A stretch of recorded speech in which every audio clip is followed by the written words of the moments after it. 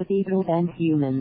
Soon after news broke of the Notre Dame Cathedral fire, a singular statistic became popular whose foresaw the world's donors pledged over $1 million within 24 hours of the fire for the cathedral's restoration. This invited disdain from quite a lot of people, who decried that so-called generosity has become horribly arbitrary. Donors have given this much this quid to some dusty old building, when that money could have gone to the millions of starving, homeless, oppressed humans around the world. This is an unfair attack on those who did, and an unnecessary discouragement to those who are about to.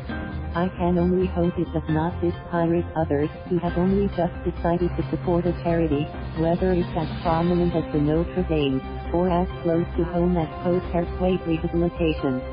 Setting aside the notion that people are wholly entitled to spend their money however they want, this can be debated, and the conviction that a house of God must always be protected, religious beliefs can be saved for another discussion. There are still several reasons why it is unwarranted to ban the givers who chose to allot their money for the cathedral rebuilding. First, is it impossible to consider such monetary pledges as a constructive contribution to humanity at large?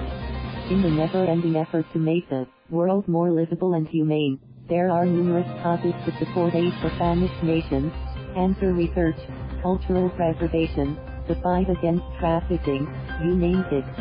Do we reject a contribution to one cause just because we deem it less important than another? No, the world needs all the help it can get. Right now, Notre Dame donations are being scrutinized largely because some people don't see value in the building, and, thus, they don't see how reconstructing it is a help to the world. But perhaps what they fail to see is that the cathedral's multifaceted value transcends tangible numbers and economics. The structure is an important symbol in many ways in art, in history, in faith, in architecture, in literature. In the words of Yale professor and author Stephen L. Carter, symbols matter, and they can be loved.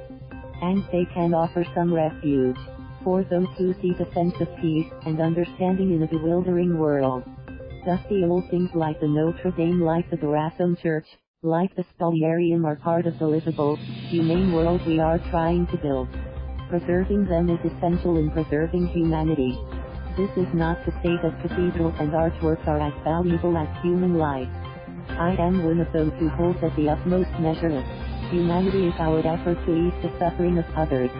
After the last building has crumbled to dust, humans would still be humans if they choose to shelter those who are out in the cold.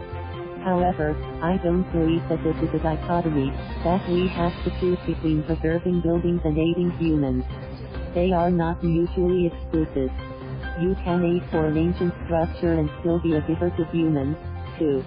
A quick look at humanitarian entities can show us this. Many of the people and organizations who have recently expressed solidarity with the Notre Dame are also the same ones who have swiftly provided relief to us after typhoons, landslides and earthquakes. A major difference in the Notre Dame response is that the cathedral is a time-honored global landmark. Naturally, there is no shortage of media coverage and publicity around it.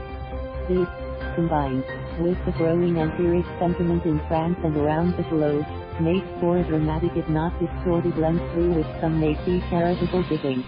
Meanwhile, a long list of humanitarian efforts and charities operate in other parts of the world without so much as a mention in prime-time news.